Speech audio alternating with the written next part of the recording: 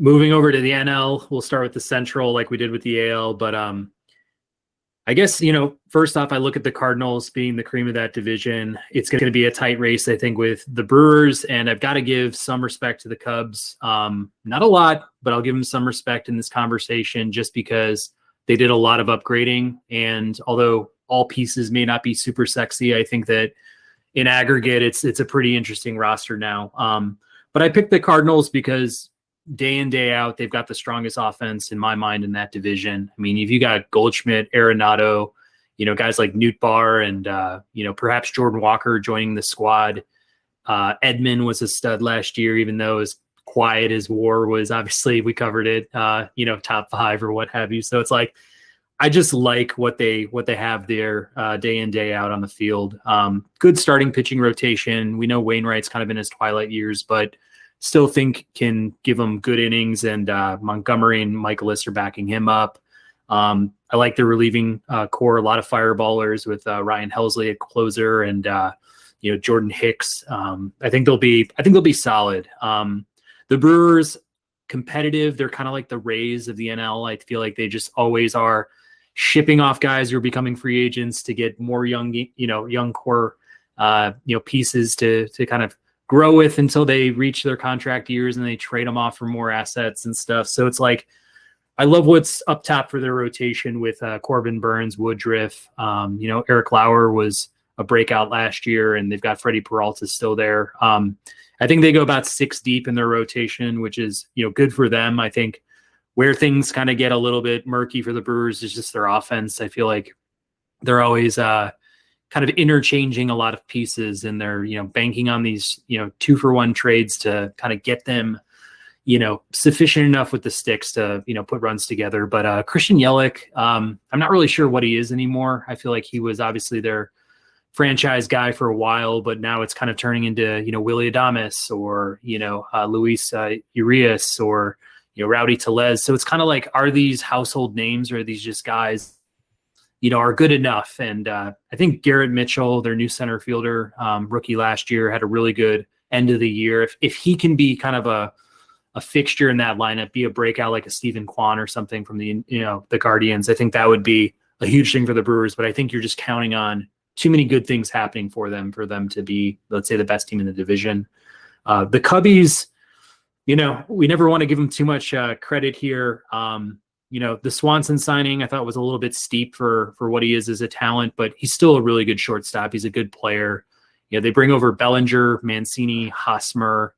I think those are 3 veteran sticks you can just plug into the lineup. They do lose Wilson Contreras. That's a big loss for them, honestly. I don't know, who's going to fulfill that kind of production, but, with Hap, Suzuki, Nico Horner had a good year last year. It's kind of like, they have a good team. They have a good offense. I think that's solid enough. The thing I like about them is when you look at their starting rotation, although they have a lot of starting pitcher 2 types, SP3 types, it's not really like they have those lockdown starters. They do have like 8 guys that can start, meaningful games, be quality start type pitchers. And it's like over the course of the year, teams have injuries, some of the top pitchers go down. It's just nice to have some of that cushion. I just feel like the Cubs did a good job at like bolstering the rotation with Jameson Taillon. Do I think it's enough?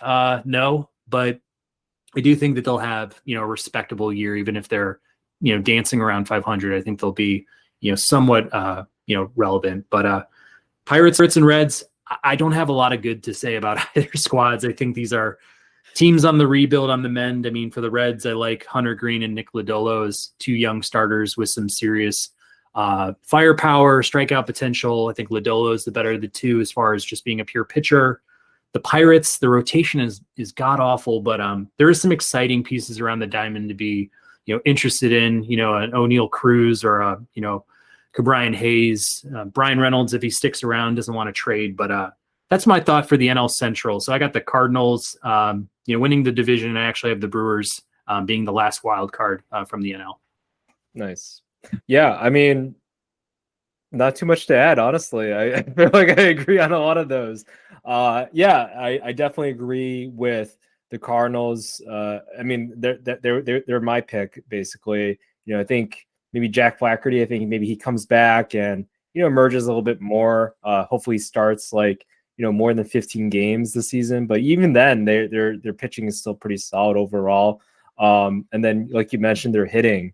That they're pretty much a pretty like complete team in a way in that sense. So yeah, I love the Cardinals. Hard to say if there is any other team that can contend against them, but yeah, the Brewers, they have one of the best pitching staffs out there. So if they can manufacture enough hits and runs there, then who knows? But yeah, the Cubs, they spent some money, and if Cody Bellinger can come back to the MVP form, we'll see. But that's kind of what I guess maybe the Cubs are banking on.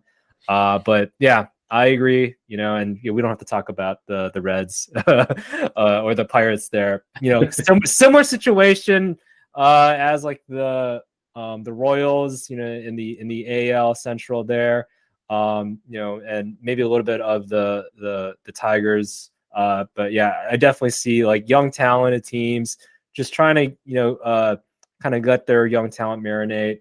But yeah, I definitely 100% agree. I think the Cardinals, they just have the most complete team, I think, in this division. And I think they'll take it. Who knows about the Brewers? I haven't gotten that far in my predictions if they'll make it, but I do love their pitching staff. I think it's one of the best in baseball. So yeah.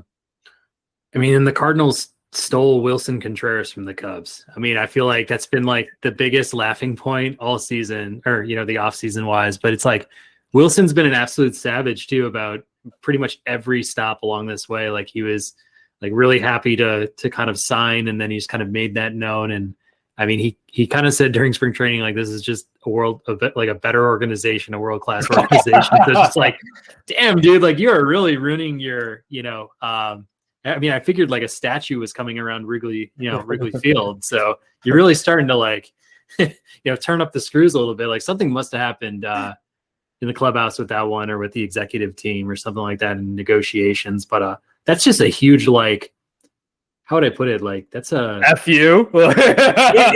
it's an FU. I feel like the point I was gonna say is like that's such a backbreaker to start the year. If you're like heart and soul, your catcher like just switched up, went to the rival, and is like on the better team now. Like that's a huge advantage that the Cardinals have now, just from stealing them from the Cubs. Yeah, I like how you like what? Who did he hug? He hugged somebody. Like I think they were both about to leave and everything. Like all the Cub fans were being so emotional. I was like, oh, this is his last time. And then all of a sudden he goes to the Cardinals. Like, what? What are you going to go to those guys for? So yeah, I love it though. I love it. Yeah, there's got to be like rules like that. I feel like like Jacoby Ellsbury going to the Yankees, or Johnny Damon doing the same. It's just like you spend so much time with one organization, like. I just feel like would you want to do that? Like, would that be the first team you decide to go to? But, I'm not in these guys' heads, or, those are their decisions, I guess. Yeah. I don't know if it's just like they just want to stay like in the same area or something. Maybe that's it. Like, they bought a house or something in, Boston or something like that. But, they don't want to go all the way out west. So maybe they just go to New York, and hey, who wants, they want to be with a contender too. So maybe that is a thought process. I don't know, but no, it is kind of funny though.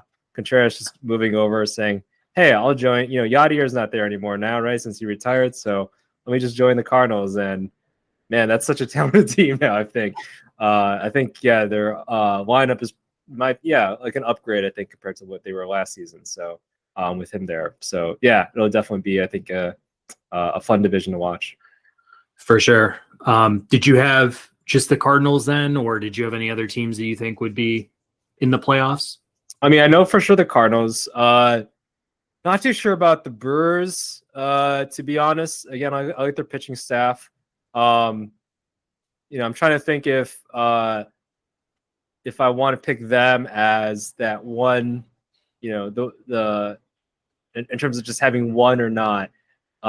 Possibly, honestly, I think you can get to it later, but I know the East is stacked, and the West, they have some pretty good teams there too. So, yeah, I might just stick with that one team out of the Central there. Sounds good. Um,